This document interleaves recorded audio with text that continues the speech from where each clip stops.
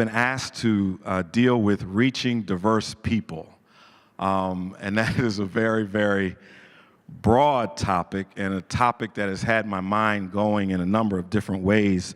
In the time that I have, I want to lift up a few observations, and then kind of share a model that we have as a congregation and that I have as a pastor done to reach as many diverse people as possible. First, let me say I pastor a congregation that's predominantly black, but we are from 26 different nationalities.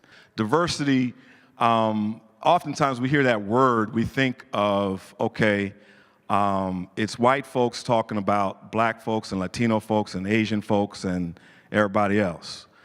Diversity for me, however, as an African-American male, has that connotation, but it also has other connotations to it as well that I believe are important for the church to address. Specifically, and I'll deal with this as we move on, I believe that not only are we dealing with and need to deal with in the church racial diversity and ethnic diversity, but we also need to deal with class diversity, economic diversity. In fact, our last presidential election was really determined by economic diversity. We oftentimes forget the very fact that there are far more poor white people in America than there are black people or Latino people. But we oftentimes, because of the nightly news and other sources, we focus on people who are poor and of color. But to reach diverse people, we have to be diverse in our thinking as well. And to reach diverse people, first and foremost for me, we need to make community our congregation. I've written a book on that, Walking with Nehemiah, Your Community is Your Congregation. But I believe that when laity and clergy begin to look at the fact that the communities where we are, the community where our church is, the community where our church exists, where we live, move, and have our being, is our congregation, then suddenly we're able to reach people who typically we would not have reached before. But that has to cause us to have a mindset that the very people we seek to reach for Jesus Christ may not necessarily come to our church, or they may not necessarily stay in our pews. They may go down the street. But as long as we reach them, that is what's most important. And as long as we offer them life change, and as long as we help them to meet tangible needs, because that's what Jesus was really all about. He met tangible needs while offering people salvation. As long as we do that, then we will have met the metric of the kingdom of God more so than the metric of the United Methodist Church. Metrics that really look at life change, that look at transformation of people and families. Second thing is, if we're going to reach diverse people, we really need to be intentional about it.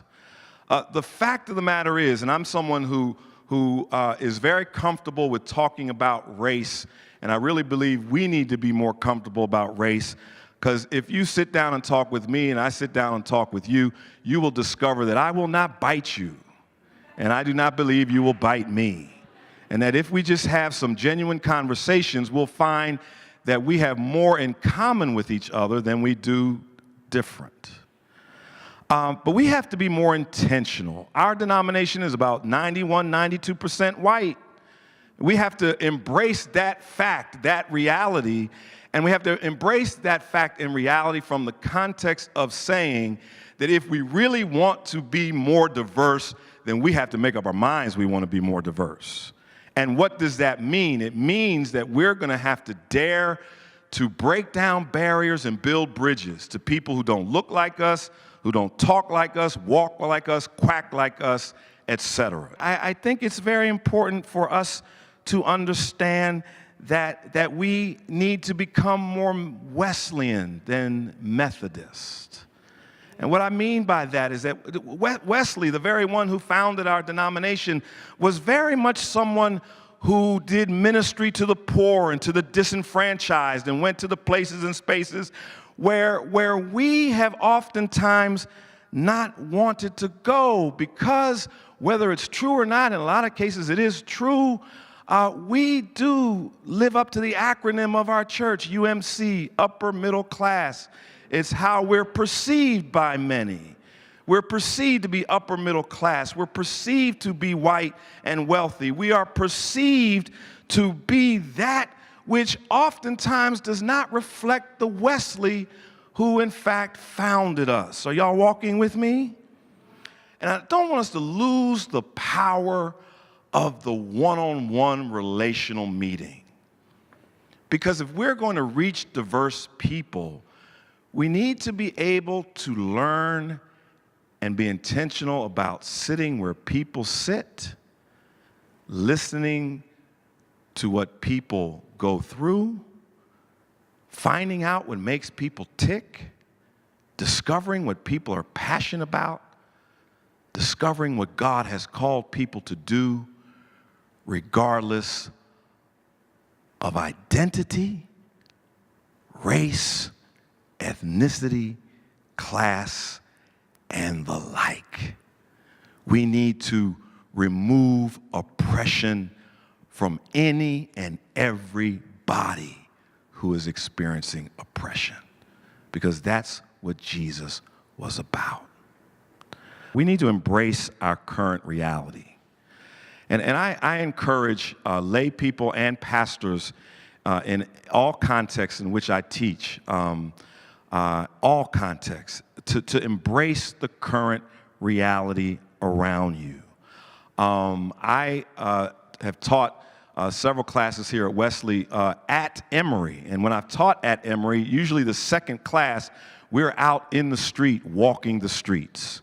And we're walking the streets and discovering who and what is going on around us, because it is very important, wherever we pastor, that we know who is around us.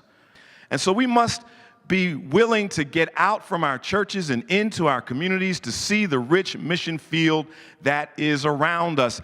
And if our mission field around us is not diverse, then we have an even greater obligation to find where there is diversity and go to it so that we can reflect the kingdom of God. Secondly, I believe we need to embrace the neighbors around us. Because central to reaching diverse people is we've got to answer a question that's in the first chapter of the book that I wrote. And that is, who does your heart really break for? Who's it really break for? I think when we answer that question, like Nehemiah, for whom the book is written from, when we answer this question of who does our heart break for, like Nehemiah, when we're trying to reach diverse people, we will know who we need to be in ministry with, and we'll know where that ministry needs to take place. It is a central, foundational question, not only for us to spread the gospel and to reach folks, but to spread the gospel and reach folks in a diverse community. And so I challenge you to answer that question, to ask yourself that question, answer that question. Then we need to embrace going deeper spiritually. Because a lot of the work, as Bishop Huey said, this is hard work. And building relationships with people who are completely different from us is difficult. And it takes time, and it takes effort, and it takes a deeper knowledge of understanding who we are. It really takes a biblical foundation. And to me, if we really want to reach more diverse people, then we must really practice what salvation is. It is to be well physically, healed emotionally, obedient spiritually, loved unconditionally, and empowered financially. Because when people are whole, then they will know that Jesus is real. And when people see the church being real in all the various aspects of our diversity, then they may come running and answering that question, or asking the question, What must I do to be saved? And then perhaps in our workings, we may offer it even more.